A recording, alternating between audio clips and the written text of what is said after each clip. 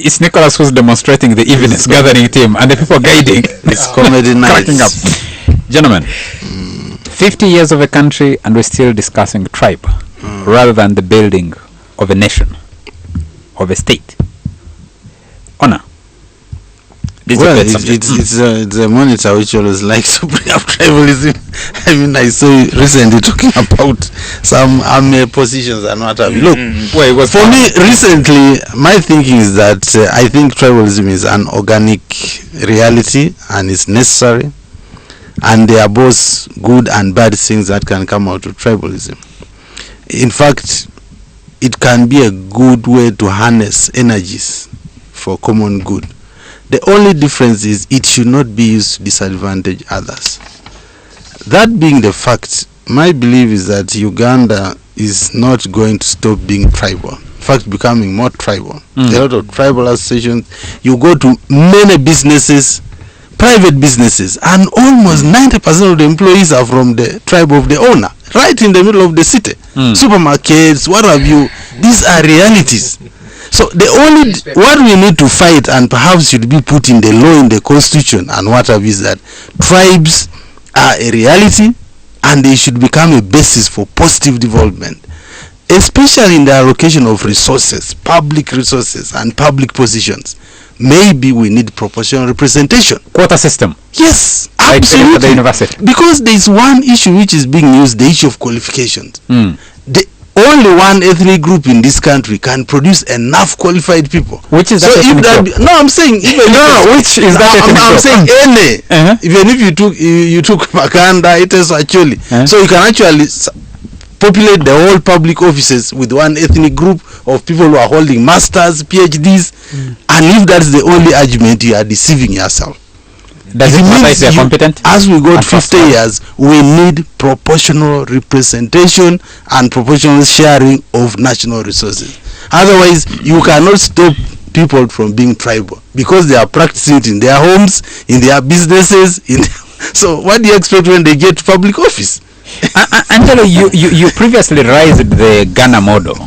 Yes. In this proportional representation that Honorable Peter is advancing here. I thought he said only one group has all the people you need. No, I was wondering which one. The Ghanaians had this discussion right off of independence actually before, and the consensus was that for instance, where civil service appointments are concerned, I mean they recognize tribe. There is a committee that sits and because like Ona says, every ethnicity has got qualified people.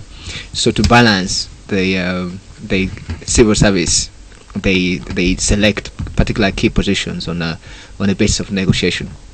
Uganda never had that opportunity, and tribe has always been. I mean, there's been a contest for the state which has been tribal and largely led by the military. The pogroms in the Obote years and the Amini years, and later.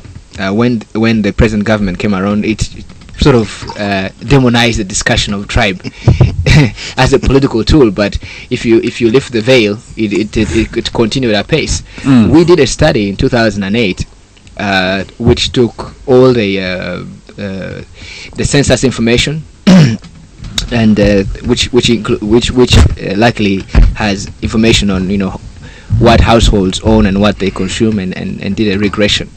And you'd be surprised, some of the ethnicities crying foul are leading the list of those that are advantaged.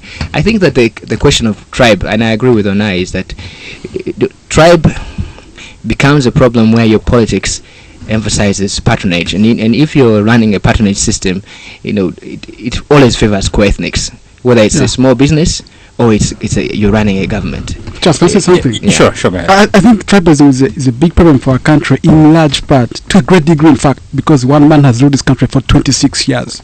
I get a vibe out there, but when people look at me, I mean, I've worked hard all my life. I mean, I won scholarships. I've worked. I mean, I've told the hard way. But we also know your godfathers. But people think actually what I have, I got from somebody, right?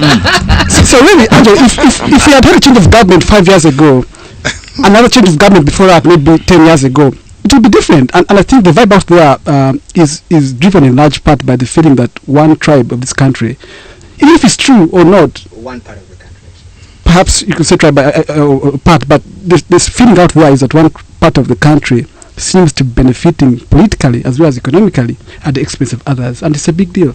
Is that actually true? Nick? Just I didn't know which tribe are you from? I didn't know. That's not important. Okay. It's not. Because you were saying that, you came out defending yourself, your guns blazing. I've worked all that. Anyway, you were saying. Yes, I'm asking, is it actually true that one part of the country has benefited more than other parts of the country over the last 50 years of this country as an independent country? Or 26 years of President Yoweri Museveni? I have a problem with that. There's a fellow who used to come to wash my car. And one time I tried to, just as a joke, I said, we were getting closer to the election, and I said, you people are really lucky. He got so mad. He says, I came from Mbarara on my own. This man has never given me anything. What? He went on and on. So then another thing is that I saw, for instance, the Vice President Bukenya. Bukenya is from my clan. He's a brother to me. But I would never vote for him.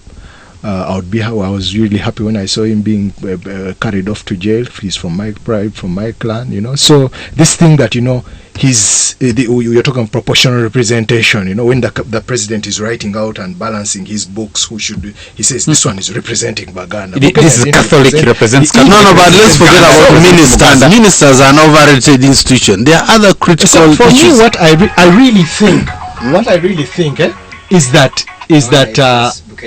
what I really think is that the most important thing, what will save this country, what will really save this country, is we need just one leader, a Moses type of person who will take us to the promised land, and he's focused. What do you mean by promised land? Promised land is democracy and all these other things. We need people who are focused. Forget about these petty. But why do you need a person to lead you there? But my idea, Nicholas, is if you are having tribalism outside government, so it's not just about one leader. It's about the reality of the population, the way people think. But is that unique to people? The leaders can affect the way people think.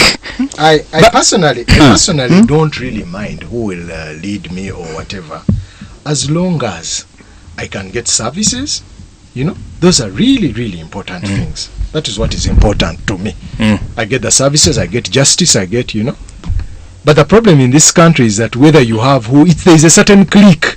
In fact, the tribe of eaters. There's a tribe of eaters. Forget about, and they come from every diverse from every part of this country. So that is what I established democracies like the US, for example, insulated from things like this. If you check the case of Trayvon Martin, that black teenager who was shot by a white guy, all the people, majority of the people attending the demonstrations are black, because that is Trayvon Martin's community. If you talk about who populates the White House now, people are talking about the Chicago group that is populating there. Before that, you had people, was it from Texas or wherever they were coming from? Is it, are even established democracies immune to things of tribe or ethnicity? Well, it's not as acute and it's not as damaging. The United States does have racial tensions. They have been there for time immemorial. We're not insulated from them, but I think there are institutions there that work. There are laws that work. For instance, discrimination, you can sue for that. And there's recourse. That doesn't take away discrimination, does it? It certainly does. I think without question. In some ways it pushes it under the rug and people are a bit more discreet in applying it. In other instances people realize, look, it's the wrong thing for me to discriminate and choose somebody from one of my own tribes. And so there's a level of recourse. As I say, institutions work. And I think it's in... Anna had pointed out that tribalism can be used for the common good. But how? But I was going to say by and large it's not. I think ultimately it can be, but ultimately tends to actually hinder economic growth wherever you see it. And it's in Uganda's best interest, despite the fact that these colonizers had come in and created artificial borders and exacerbated this pre-existing situation. It is ultimately in Uganda's best interest, post-independence, to unify. and I don't mean to sound too idealistic. I'm not being. This is practical, and this would actually help economic growth. And how? But it always does wherever it goes. My point here is I'm not saying it's easy. I'm not saying it's doable, but I'm saying it's in the best interest of the country. For example, now you have these oil discoveries in East Africa, all over the place, and if you have a bunch of people, be they from several kinds of tribes, maybe you can the tribe of the elite, arrogating themselves the oil wells like has happened all over Africa. Even the development you are thinking of, a majority will be left out of the purchasing power. But I think that's why you need a powerful leader who can send the message in. Wait a second. Look next door at Rwanda, for instance. You have a leader there in a country that experienced genocide who, to some degree, has actually transcended the racial divide. I made that country strong before it. And so at the end of the day, we definitely do need... Gentlemen, our time is up. Our time is up. We need to get out of here. Thank you very much, Rodney Mhumuza. Thank you very much, John. Thank you very much, Ona. Thank you very much, Angelo. Thank you very much, Nicholas, for making time for the show. Thank you very much to you, all our listeners, for joining us tonight. And of course, we welcome the delegates to the Interparliamentary Union. We're supposed to be a little bit nice to these to visitors during the next week, so we're trying to be nice to the visitors. Do join us again on Monday for yet another exciting discussion right here on 933 KFM Hot Seat. The show was brought to you by Nile Gold. Good evening. Back to my I can assure you, I'm one of the most popular people today in discussion. The majority agree.